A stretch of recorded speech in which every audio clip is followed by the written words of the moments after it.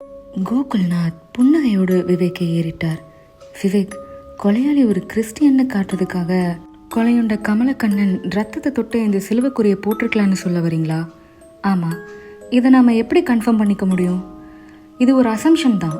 DNS registration சீரீஸில் ஆரம்பிக்கிற single digit ஆறிலிருந்து 4 டிஜிட் நம்பர் வரைக்கும் ஒரு லிஸ்ட்டை ப்ரிப்பேர் பண்ணி அதிலிருந்து கிறிஸ்டியன் நேம்ஸை மட்டும் எக்ஸ்ட்ராக்ட் பண்ணி அவங்கள க்ளோஸாக ஃபாலோ பண்ண வேண்டியது.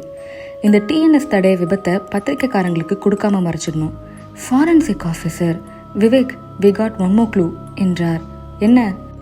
பைக்கோட டயர் பிரிண்ட்ஸை பார்க்கும்போது பின்பக்க சக்கர டயரை காட்டிலும் முன்பக்க டயரில் தேய்மானம் அதிகம். Almost fault. பைக் என்ன ஜாதியாக இருக்கும்? Maybe bullet. ஆனால் அது தீர்மானமான விஷயம் இல்லை.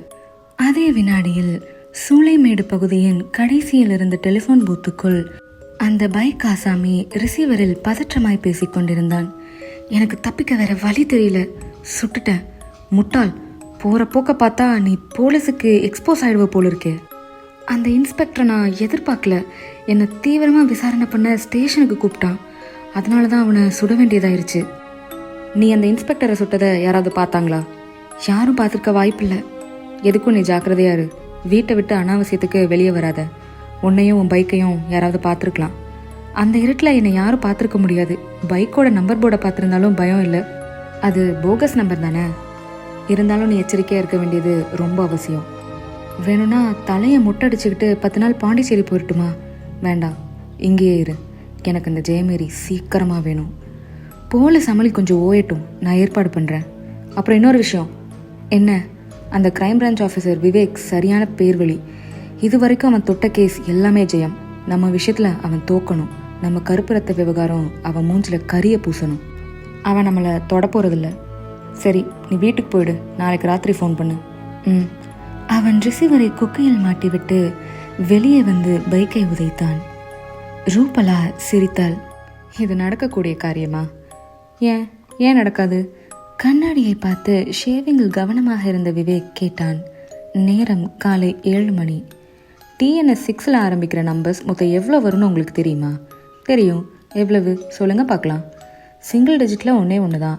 6 டபுள் டிஜிட்டில் 60லேருந்து 69 வரைக்கும், 3 டிஜிட்டில் 600லேருந்து 699 வரைக்கும், 4 டிஜிட்டில் 6000லேருந்து 6999 வரைக்கும். Total 6111 registration numbers. இதில் கொலையாளியோட வண்டியை ட்ரேஸ் அவுட் பண்ண முடியும்னு நீங்கள் நம்புறீங்களா? கண்டிப்பாக. சான்சஸ் என்ன? இந்த ரெஜிஸ்ட்ரேஷன் நம்பர் வட்டம் பெரிய வட்டம் தான். இருந்தாலும் அந்த வட்டத்தை ரொம்ப ரொம்ப சின்ன வட்டமாக மாற்றிருக்கேன். ஃபர்ஸ்ட் ஆஃப் ஆல், இந்த 1111 நம்பரில் 4 வீலர்ஸை கழிச்சிட்டா மிஞ்சுறது 2 வீலர்ஸ் மட்டும்தான். அதுலேயும் ஸ்கூட்டர், மொபைட் அதெல்லாம் விட்டுடலாம். கனமான பைக் வகையறாக்களை மட்டும் கிளாஸிஃபை பண்ணி அதுலேயும் கிறிஸ்டியன் நேம்ஸை மட்டும் எக்ஸ்ட்ராக்ட் பண்ணினா வட்டம் ரொம்ப ரொம்ப சின்னதாயிடுமே. இன்னொரு விஷயம். என்ன? பைக்கில் வர்றவன் சட்டவிரோதமான ஆசாமி இல்லையா? ஆமாம். அந்த நம்பர் போர்டு போகஸாக இருந்தா? விவேக் ஷேவிங் நுரை முகத்தோடு கண்ணாடி நின்றும் திரும்பினான். பாத்தியா, இந்த பாயிண்ட்டை நான் யோசனையே பண்ணல.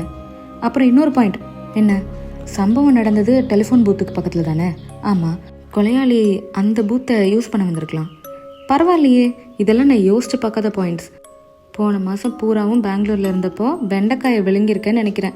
அதனால தான் மூளையில் கணிசமான வளர்ச்சி தெரியுது. என்ன சொன்னீங்க? ரூபலா கோவப்பட்ட வினாடி அரை கதவு தட்டப்பட்டது. ரூபலா போய் கதவை திறந்தாள். வெளியே ஃபாரன்சிக் ஆஃபீஸர் குருராஜன் என்றிருந்தார். வாங்க. Good morning Vivek. Good morning. வாங்க குருராஜன். எங்கள் வீட்டிலேருந்து கலெக்ட் பண்ணிட்டு போன பூச்சி வகைராக்கள் என்ன சொல்லுது? அந்த ரிப்போர்ட்ஸோடு தான் வந்திருக்கேன். 2 நிமிஷம், ஷேவிங்கை முடிச்சுட்டு வந்துடுறேன் சொன்னவன் அவசரமாய் ரேசரால் தாடையை உழுது மொசைக்காக்கி கொண்டு குருராஜனுக்கு எதிரே வந்து உட்கார்ந்தான். சொல்லுங்க. பாய்சன் ரொம்ப ரொம்ப வீரியம். என்ன கெமிக்கல்? கெமிக்கலே கிடையாது. தென் இது பியூர்லி நான் கெமிக்கல். எனக்கு புரியல. இந்த பாய்சன் வகை ஒரு கடல் பாம்புக்கு சொந்தமானது. சுவாலஜிஸ்ட் அனில் கரை இது சம்மந்தமாக விசாரித்து பார்த்தேன். அதே போல் மெரின் பயாலஜிஸ்ட் சர்க்குணத்தையும் கன்சல்ட் பண்ணேன். அவங்களும் இது கடல் பாம்போட விஷதான்னு கன்ஃபார்ம் பண்ணியிருக்காங்க.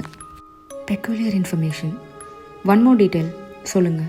நான் ஃபாரன்சிக் லேபை விட்டு வெளியே வர்றதுக்கு முன்னாடி உங்கள் வீட்டு பாத்ரூமில் இறந்து கிடந்த பூச்சிகளை ஒரு கோழிக்கு போட்டேன். அதை கொத்தி விழுங்கிய சில வினாடிக்குள்ளே அது சுருண்டு விழுந்து செத்துது. நிமிஷ நேரத்துக்குள்ளே கோழியோட உடம்பு முழுசும் சாம்பல் நிறம். அப்படியா? அப்புறம் ஆட்டு ரத்தத்தில் ஒரு பூச்சியை போட்டோம். 5 நிமிஷம் கழித்து பார்த்தா ரத்தம் தார் நிறத்துக்கு போயிருந்தது. இந்த விஷம் சிட்டியில் யார் யாரிடம் இருந்திருக்க வாய்ப்பு இருக்குது குருராஜன்? பாம்புகள்ல இருந்து விஷத்தை பிரிச்செடுத்து சீரம் ப்ரிப்பரேஷன் செய்கிறதுல அரசாங்கம் ஒரு முயற்சியில் ஈடுபட்டிருக்கு. அந்த லேப் கிண்டியில் இருக்குது. 10 மணிக்கு மேலே போனால் அங்கே இருக்கிற ஆஃபீஸர்ஸை சந்தித்து பேசலாம். நீங்கள் 10 மணிக்கு ஃப்ரீ தானே? ஃப்ரீ பண்ணிக்கிறேன். காலை 10:30 மணி.